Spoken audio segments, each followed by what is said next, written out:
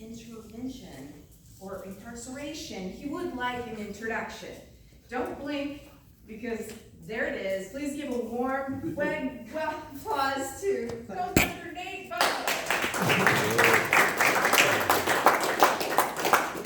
Oh.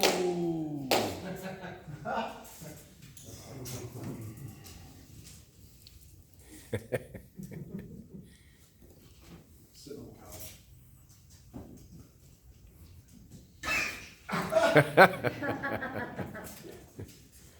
Sit on the couch.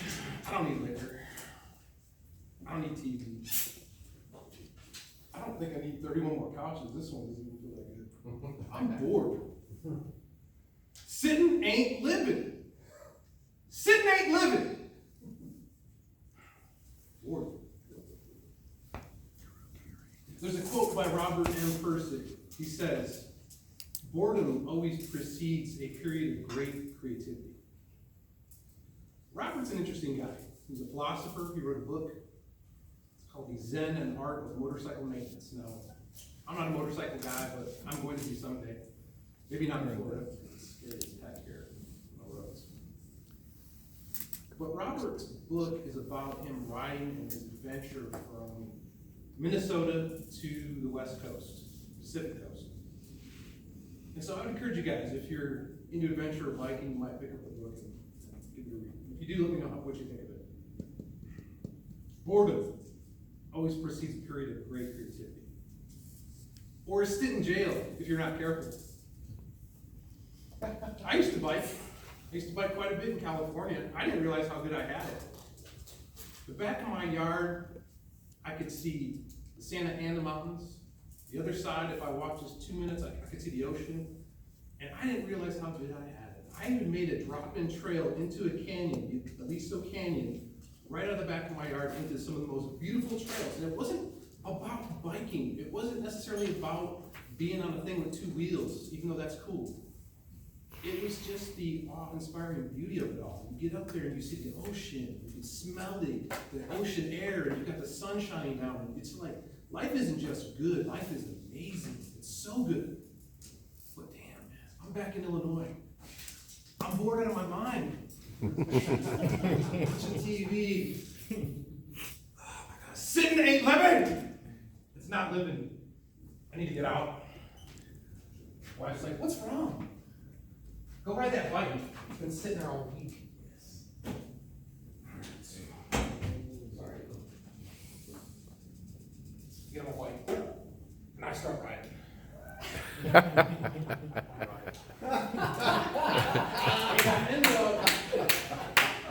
end up in a trail.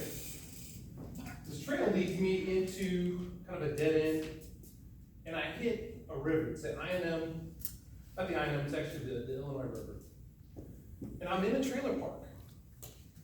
And in that trailer park, it looks pretty freakish. It's like Deliverance.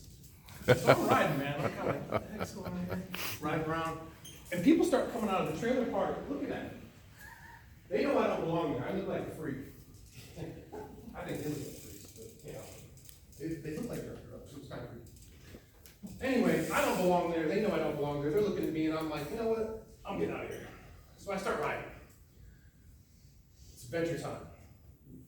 And I start riding along this canal. It's called the I&M Canal. The I&M Canal was actually replaced by a railroad. And that became the LaSalle, Peru, Chicago rail line. It was the trail to the Great West, the Great West Passage. That trail, that railroad got replaced by highways.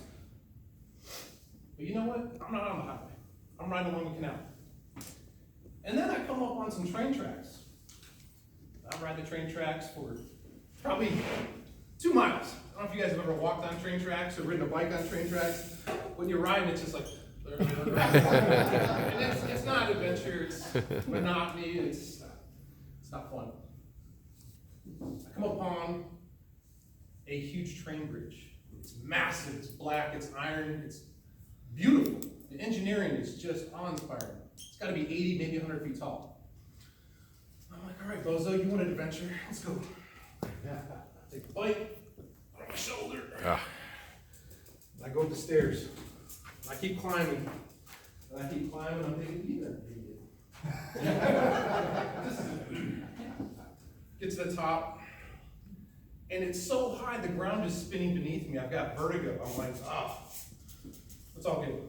I'm like, get down the other side. I'm like, I can't carry it down because I gotta go downstairs. So I go downstairs and I'm do this again. I get to the other side and I find a little trail. The trail's quite small.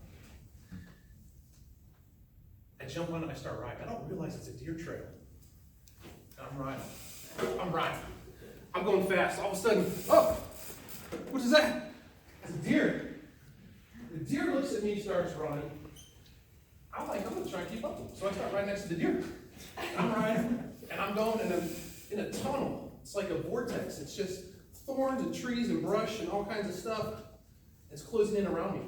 But as I'm riding, the majestic beauty, the adventure of this deer, as he's lunging forward, you can hear his feet galloping and hitting the dirt. And I see his eye looking at me, and I'm looking at him. It was just amazing. So yes, I got a little adventure. It was amazing. And I'm riding. The tunnel's getting tight. And I come up, and it's like,